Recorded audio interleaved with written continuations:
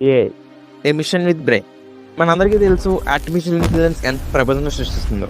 కానీ దీని శంకుస్థాపన ఎక్కడ పడిందో తెలుసా? 1950. అలన్ ట్యూరింగ్ అనే ఒక జీనియస్ అయిన వ్యక్తి ఒకరోజు ఆయనకు ఒక ఆలోచన వచ్చింది. మిషన్స్ కూడా మనుషులా థింక్ చేయగలవా అని చెప్పి ఒక ఆలోచన వచ్చింది.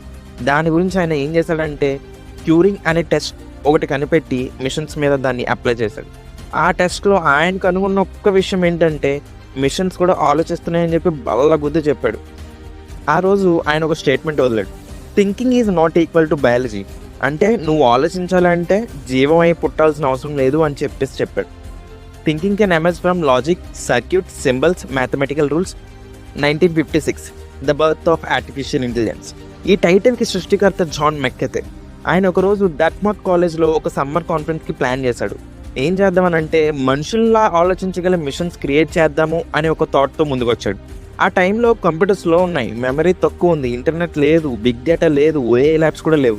But still John and his friends ఒక చోట కలిసి 2 months డిస్కషన్ చేశారు. అక్కడే ఫస్ట్ టైం ఆర్టిఫిషియల్ అనే వర్డ్కి అఫీషియల్గా జన్మనిచ్చింది. One day machines will learn, understand, reason, solve problems, and make decisions. మనకు తెలుసు కదా, ఆలోచన ఉంటే సరిపోదు, దాని తగ్గ ఇన్ఫ్రాస్ట్రక్చర్ ఉండాలి. 1970 to 1980లో ఏమైందంటే ఏఐ వింటర్ వచ్చింది. హైప్ ఎక్కువ, రిజల్ట్ తక్కువ, కంపెనీస్ హోప్ కూడా లూజ్ అయినాయి. వరల్డ్ అనుకుంది ఏఐ మొత్తం రూపురేఖలు మార్చేస్తుందని. కానీ స్పీడ్ స్లో అయింది, డ్రీమ్ ఫేడ్ అయింది, సైలెన్స్ డార్క్నెస్ అయింది. బట్ ఆ spark never died. And today AI is a global revolutionary, the rise of modern AI. ఇక్కడ ఏమైందంటే 2000లో ఇంటర్నెట్ బూమ్ అయింది. స్మార్ట్ ఫోన్స్ వరల్డ్కి ఎంట్రీ ఇచ్చాయి. ఫేస్బుక్, గూగుల్, అమెజాన్ ఇలాంటి పెద్ద పెద్ద కంపెనీలు డేటాని చాలా వ్యాస్ట్గా కలెక్ట్ చేశాయి. సడన్లీ వరల్డ్లో డేటా ఎక్స్ప్లోషన్ స్టార్ట్ అయింది. బికాస్ ఏఐకి రెండు కావాలి, ఒకటి డేటా, ఇంకోటి powerful computer. 2012 the big bang of modern AI. This is the real turning point.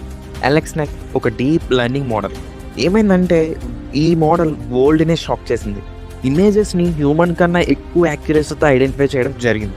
Neural నెట్వర్క్స్ని only చాలా సీరియస్గా తీసుకున్నాయి. From 2012 deep learning, neural networks, GPUs, big data అన్నీ కలిసి మోడర్న్ ఏఐ రెవల్యూషన్ స్టార్ట్ చేసింది. 2015 to 2020 smart AI everywhere. DeepMind, AlphaGo, self driving cars road మీదకి వచ్చాయి.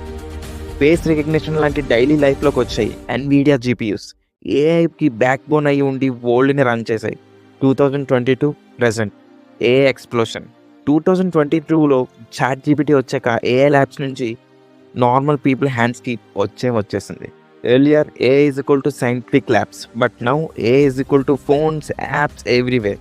ఇప్పుడు దాకా ఏఐ చరిత్ర అన్నాం, ఇప్పుడు AI race, the AI war. AI race అంటే టెక్నాలజీ గురించి మాత్రమే కాదు, ఇది అధికారం గురించి. అంటే who is the global leader? 2 super powers, 2 visions, 1 finish line. America versus China. America the innovation mission. America already world ఏఐని లీడ్ చేస్తుంది. Open AI, Google, Microsoft, Meta ఇవి డైలీ మన లైఫ్ని చాలా చేంజ్ చేసేసాయి. జీపీటీ, జెమినీ, క్లౌడీ ఇవి not just as tools, రోజు మనుషుల థింకింగ్ లిమిట్స్ని పుష్ చేస్తున్న బ్రెయిన్స్. రీసెర్చ్ కల్చర్లో అమెరికా చాలా స్ట్రాంగ్ ఉంది. కంప్యూట్ పవర్లో చాలా masses. Talent pool world's best. US approach is simple, making impossible as possible. Coming to the China the silent killer. China సైలెంట్గా దాని డిజిటల్ టెక్నాలజీని చాలా గట్టిగా డెవలప్ చేస్తుంది. బైడు, అలీబాబా, టెన్సెంట్ ఇలాంటి కంపెనీస్ $100 of billions ఇన్వెస్ట్ చేస్తున్నాయి. Super computers, quantum labs, GPU factories. China ఒక secret మిషన్లో ఉంది. సింపుల్గా ఎవరి మీద డిపెండ్ అవ్వకూడదు అని ఎప్పుడో ఫిక్స్ అయింది. వరల్డ్ని లీడ్ చేయాలని కూడా ఫిక్స్ అయింది. ఎరైన్ బాట్, వ్యూడో 2.0 చైనా యొక్క మోడల్స్. ఇవి కానీ మార్కెట్లోకి వస్తే డిజిటల్ వరల్డ్ షేపే మారు. చైనా యొక్క వెపన్ స్పీడ్, చైనా యొక్క power scalable. Their goal is global dominance. ఇది టెక్ రేస్ మాత్రమే కాదు, ఇది ఫ్యూచర్ సోవనిటీ వార్. ఏఐని విన్ చేసిన వాడు మిలిటరీని, మొత్తం ఎకనామికల్ కంట్రోల్ని అన్నీ తన చేతిలో పెట్టుకుంటాడు. అమెరికా దగ్గర బ్రెయిన్స్ ప్లస్ రీసెర్చ్ ఉంది, చైనా దగ్గర పాపులేషన్ ప్లస్ ప్రొడక్షన్.